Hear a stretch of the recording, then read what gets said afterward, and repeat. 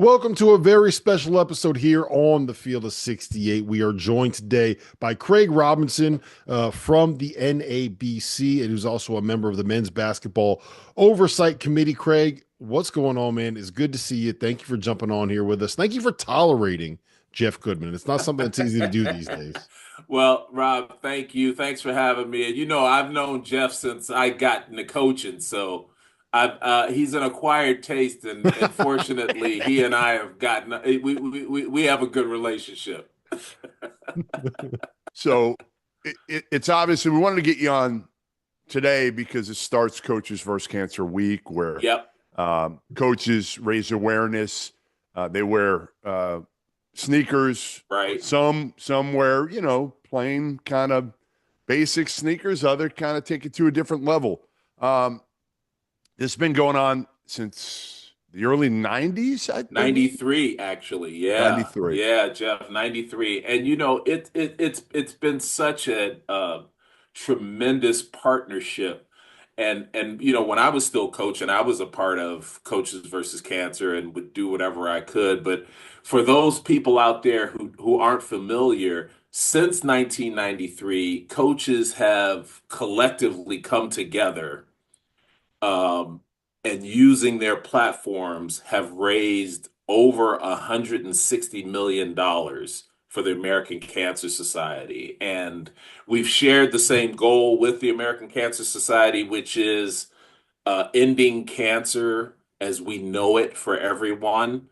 And we just celebrated our 30-year anniversary with Coaches versus Cancer just last season, and it's been incredible to look back on this initiative and fighting cancer. And there's no, I don't think there's any other sport that sort of unites collectively behind a charitable cause the way college coaches have. And you guys know it. You guys have been around this, and this Suits and Sneakers Week is my favorite thing that we do. It's something that gets exposure because it used to be because all of us wore suits and Mhm. nice shoes, and then this week we'd wear our sneakers with our suits. But now that you've got most people not wearing suits, coaches have really gotten creative in jazzing up their sneaker wear for the week. So it's for a good cause, and we highlight cancer screening. We want as many people to get screened as possible.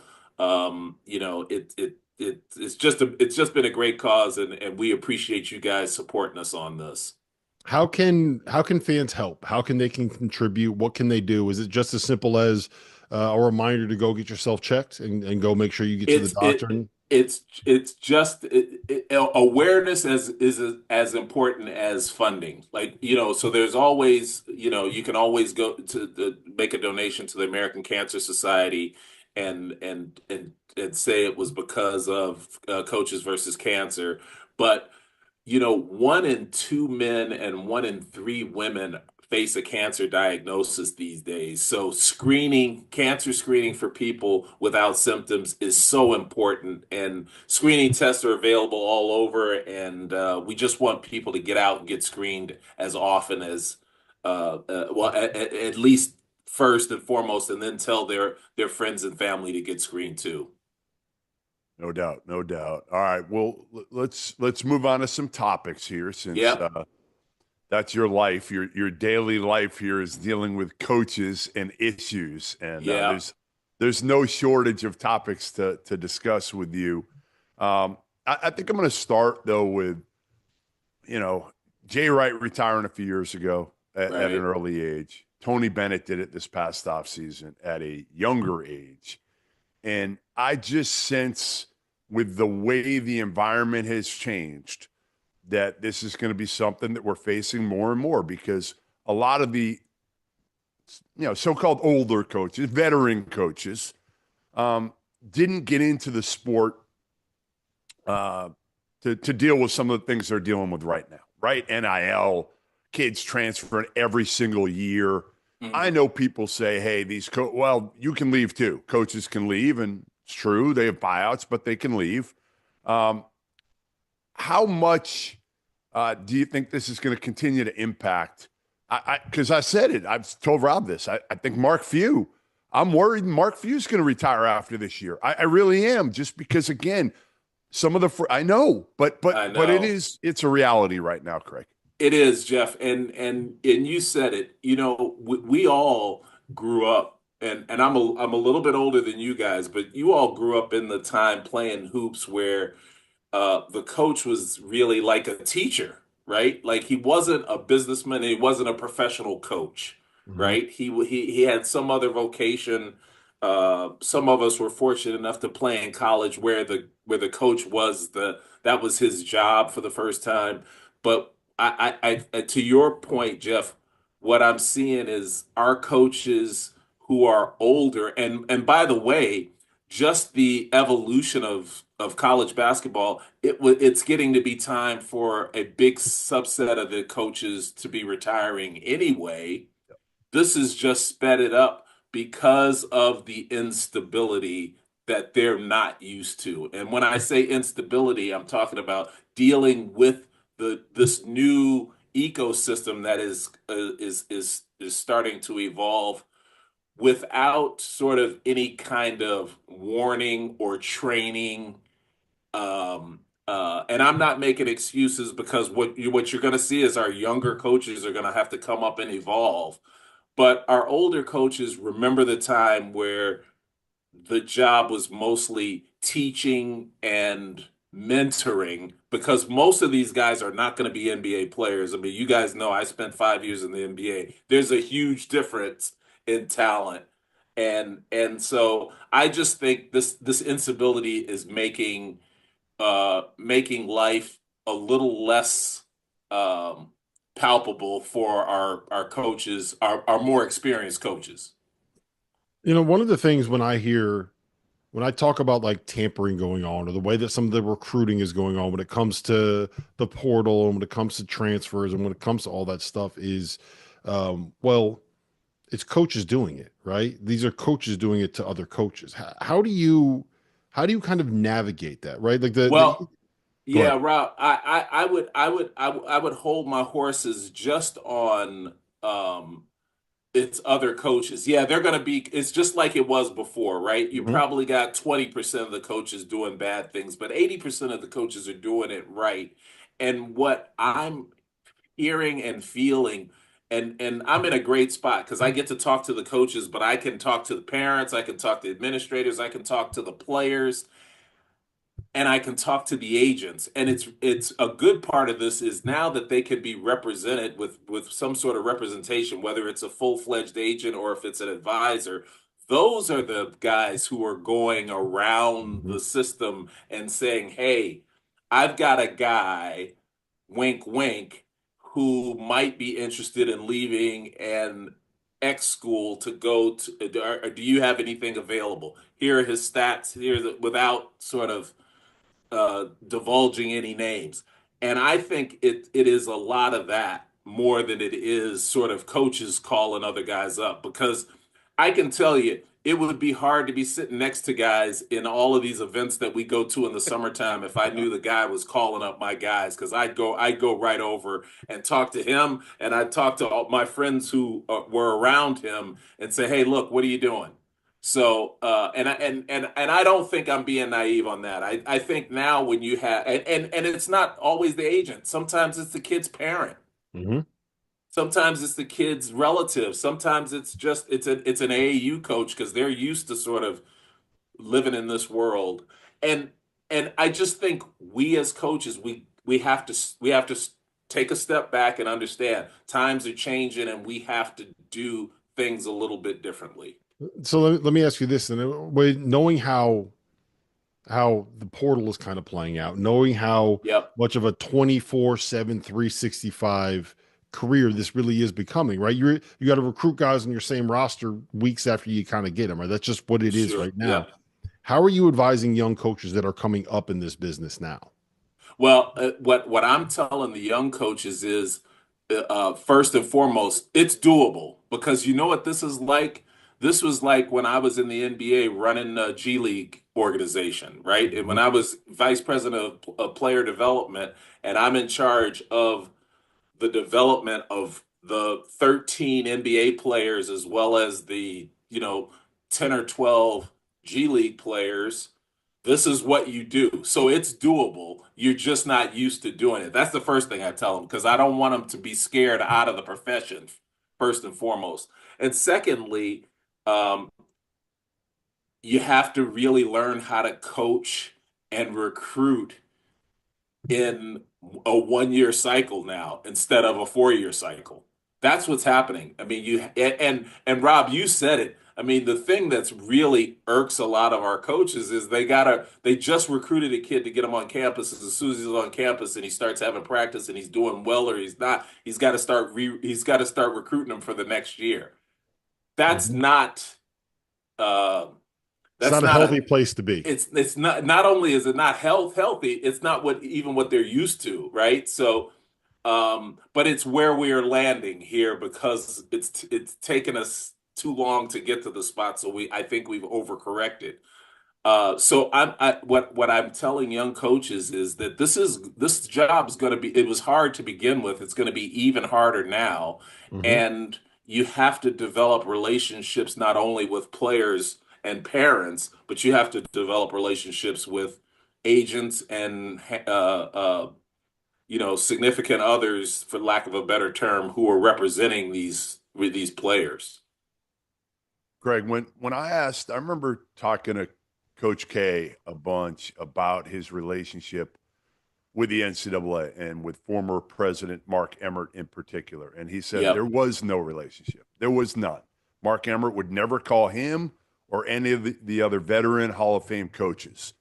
Um, do you know if that's changed? And do you know if the relationship is better with the new president, Charlie Baker, and the administration in terms of trying to get some feedback and some input and having a relationship with some of these big time coaches? You know, Jeff, and you, boy, this is why you guys are good. You know the exact questions to ask because, as you know, since I took over in this position, I've been talking about our coaches with something so big and so important to the whole ecosystem of college basketball. The college coaches should at least be at the table just to answer questions from the day-to-day happenings of what goes on a campus and with student athletes.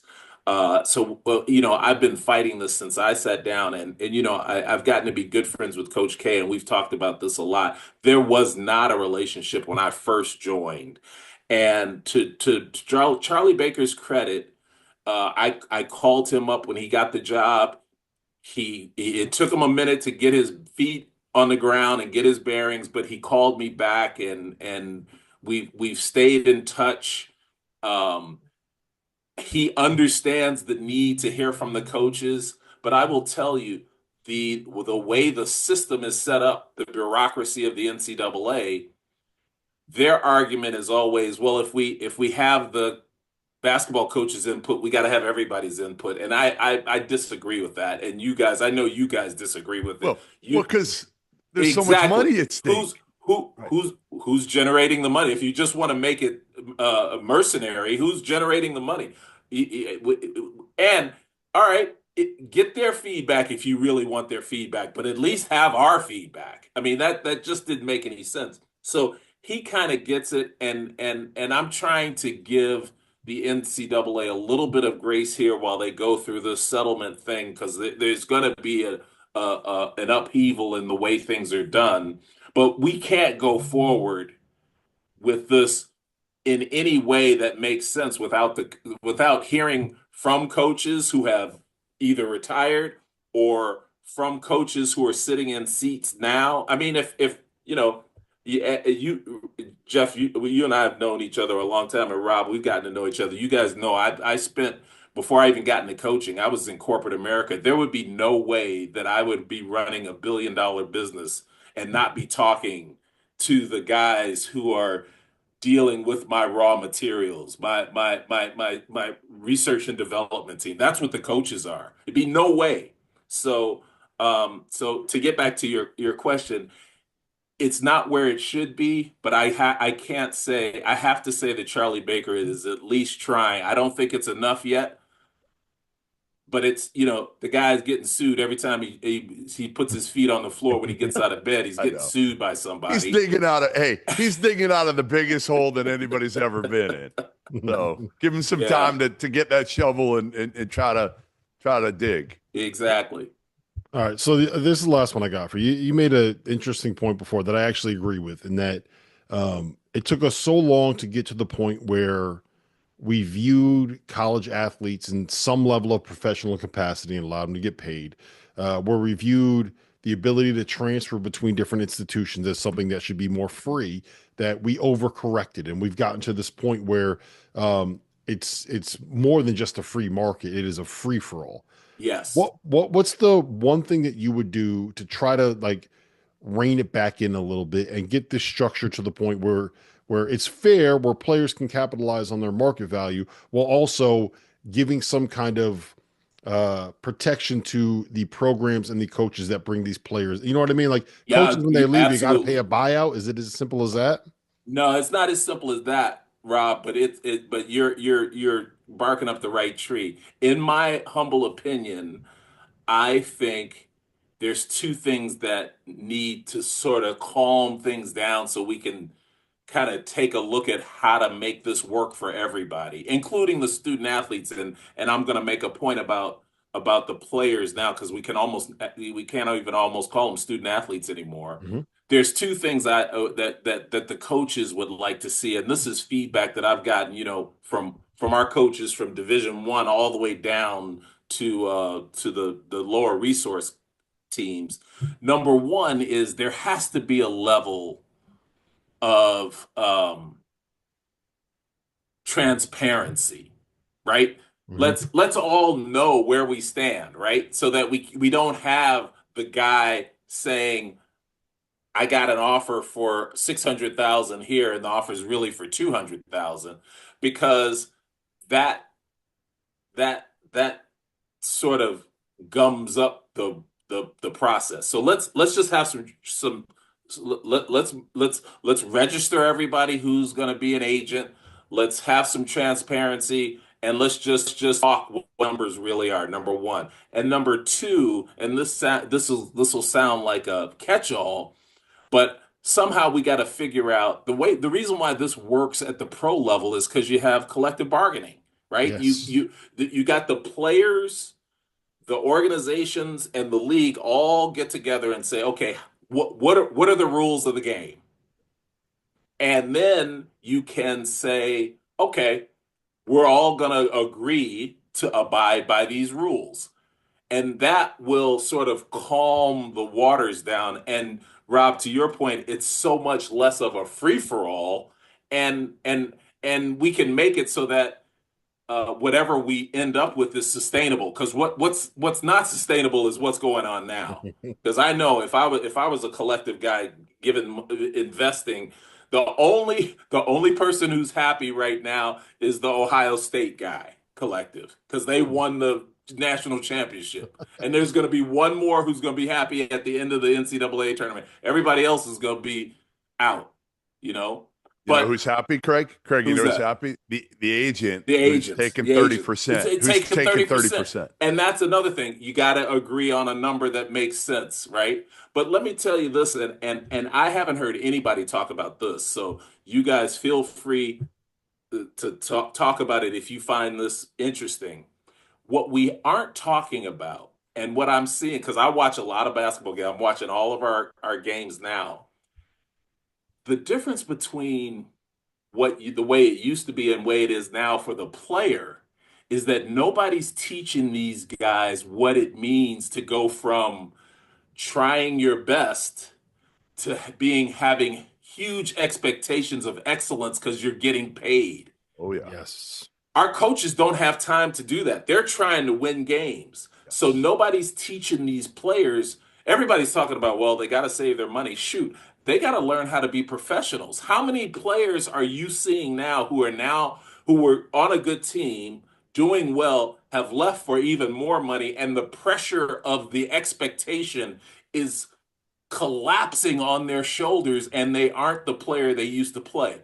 And it is noticeable to me that no one is talking about this. Oh, you're That's a right. real thing, man. Like when you go from playing because you love it, you fell in love with this sport when you were a kid, and you're playing because you love it. Rob, To look, we got to win. yes. I got to get a paycheck, and I got to win, and there's pressure. Like that's a real And thing, and man. That's a and real the thing, thing. Rob, and the thing, don't get it. I wouldn't be surprised if some of our coaches are saying you should be winning because you are getting paid, and Mhm. that's not Yep. that's learned behavior. And I was fortunate to get a chance to play professionally, and I played overseas. When I first got there, going from trying my best to like, bruh, you got to score 24 a game or you're going home. That Different. it's different, and it takes some adjustment. By the time these guys adjust to it, the season's half over here. Mhm. No doubt. No So doubt. I got that's a my couple. soapbox. I got a couple more quick ones for you. Yeah, sure, Jeff. Number one, this rule that I don't know where it stands right now, but I've had a million coaches asking me about it, so I'm sure you have too. The 5th year of Yeah. eligibility. What do you know about it right now? Where does it stand? I don't think it's even going to be voted on. From what I was told, it wasn't on the docket, It so it may what not be till April, which means what do you do? Because by April, you're already going to have kids that have made decisions whether they're coming back or not, or going overseas or whatever. yeah, I think there is um there is a group of folks out there who are and they're mostly student athletes. Um they are pushing for a 5th year, and the NCAA is sort of considering the whole eligibility piece of this. But I don't think there can be anything done until this first wave of the House settlement goes through. But I am hearing that. I am hearing it loud and clear. Our coaches are a little worried, and we were talking about uh, why this is hard. We didn't even mention the fact that trying to put together a roster for these guys is tough enough. But now when you have to do it every year, you have to kind of overhaul your roster every year. It's a mess. Um, but I do think it's going to be hard in this environment unless there's something in the settlement for anything that is player forward not getting passed. But my question is, okay, so what are you going to do if a guy says, "Now I want a 6th year"? Totally. No, no. I said You Robbie know, Hummel. Robbie Hummel's going to try to get another year. He's going to yeah. get his 9th year. Mhm. He's going to get And his 9th year of eligibility because he's going to go back to get a master's degree. And if he says, "Hey, I'm enrolled," right, why can I not play? What, yeah. the NCAA is going to fight that? Yeah, I just so that's why I think a lot of this, if you had the parties in a room to collectively bargain what the rules are going to be, then you just all agree on something, and eligibility would be in that too. And if it's 5 years, it's 5 years. If it's 5 years to play four, then that's what it is. Or if it's 6 years, whatever. Let's help the system understand what the rules are, and then we move forward from there. All right. The last one I have for you. Hmm. I'm going to give you complete control. I'm going to give you Okay. complete control right now. You're the czar. You are the czar of college basketball. Sounds Give me Yep. risky, the man. first thing Sounds that you're doing, risky. Craig. What is the first thing you're doing? The first thing I'm doing is probably what the NCAA is doing. Is the first thing I do would be call my labor attorney and see if there's a way to somehow do collective bargaining without the players, the student athletes being employees, because that seems to be the sticking point. And I know I mean, that would be the first thing I do if, for in the short. I mean, there's 15 other things that I would want to do too. 15, that's it? 15 number one things, right? And then there's another 15 number two things. But Yes. I would want to explore that, because I think in any chaotic environment, you got to find a way to calm everything down and get to a point where you can sort of work at getting to the proper answers. And to me, I feel like that would be the way to go is hey, let's take a 2 to 3 year period, and figure out how we want this to look. And then I'd call in everybody. I'd have commissioners, I'd have coaches, I'd have a couple of student athletes, I'd have somebody from the NBA maybe, or and I'd have network people. I'd make the tent a little bit bigger and say, hey, look, we've got this wonderful thing called college basketball and the NCAA tournament. How can we optimize this? I think that's what I would do if I were running the whole show. And and then I'd get sued, and then I'd change my mind and do something else, right? Because that's what's happening. That right there is the truth, man. True words have never been spoken. Listen, Craig, it's great to see you, man. Appreciate you jumping on the field at 68. And hopefully we'll see you in Houston, right? You'll be down there? San Antonio. San Antonio, yeah. Rob doesn't even know where the Final Four is. That's all right. How about that? Texas. Hey, it's all the same to Rob in Texas. Hey, that's how you know. That's how you know I need a nap, man. That's how you know I need a nap. Well, listen, listen. You guys do a terrific job. Big fans of yours, and will have me on anytime. Really appreciate.